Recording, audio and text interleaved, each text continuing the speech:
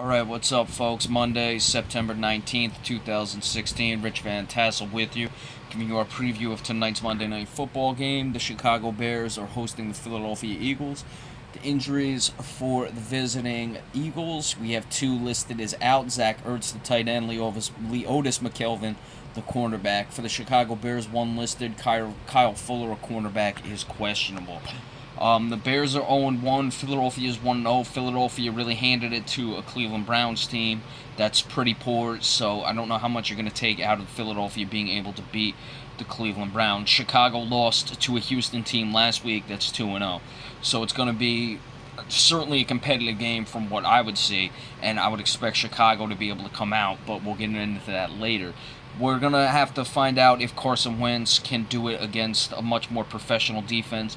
Say what you want about the Chicago Bears offense. Say what you want about Jay Cutler. John Fox is a damn good coach and will certainly coach this defense up, so Carson Wentz is going to see things that he hasn't obviously seen before. It's one thing to be playing the Cleveland Browns. It's another thing to be playing a professional defense like the Chicago Bears. Chicago, Leotis McKelvin is out. Not really the best corner in the league. Is Jay Cutler going to be able to limit the turnovers? He wasn't brutal last week, but the turnovers have always been the problem of Jay Cutler throughout his career. He's going to look to Alshon Jeffrey. Let's see if they can get him involved. Jeremy Langford was all right last week. A little over 3 yards per carry, right around 3.5.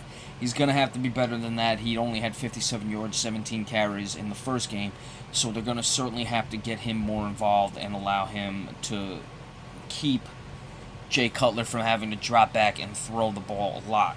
Last week he only attempted 30 passes. It was actually 29, but only completed 16 of them. Is that a formula to keep Jay Cutler down? Certainly 30 passes isn't a lot. You might want to keep him down to less than that, but he's got to complete more than 16 passes regardless of how many throws he has. Obviously, if it's 20 passes and he completes 16, that's great. But anything above 25 for Jay Cutler, you really love to see more than 16 completions. Certainly not that many incompletions and not that many interceptions. He only had one last week, but he certainly has the capability of throwing more.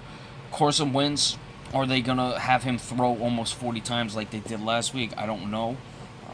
Could they try to come out and, establish him early, try to take Chicago off guard, catch them thinking that they might be conservative? That's certainly a possibility and something I would look for as well in this game.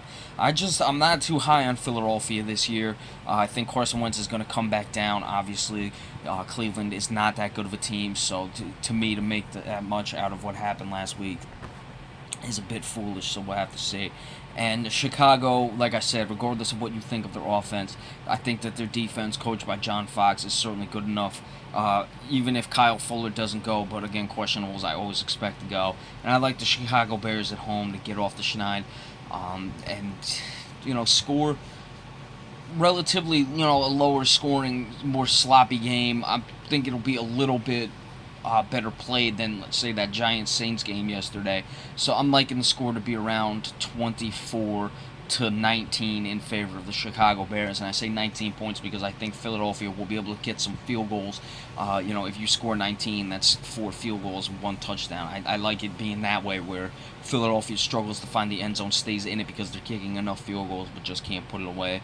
And Carson Wentz is not going to be able to make the plays late in this game to be able to get the victory for the Philadelphia Eagles. So when the game goes final, we'll give you the recap of that. Be sure to stay tuned, and we'll catch you all later on tonight. Thanks so much.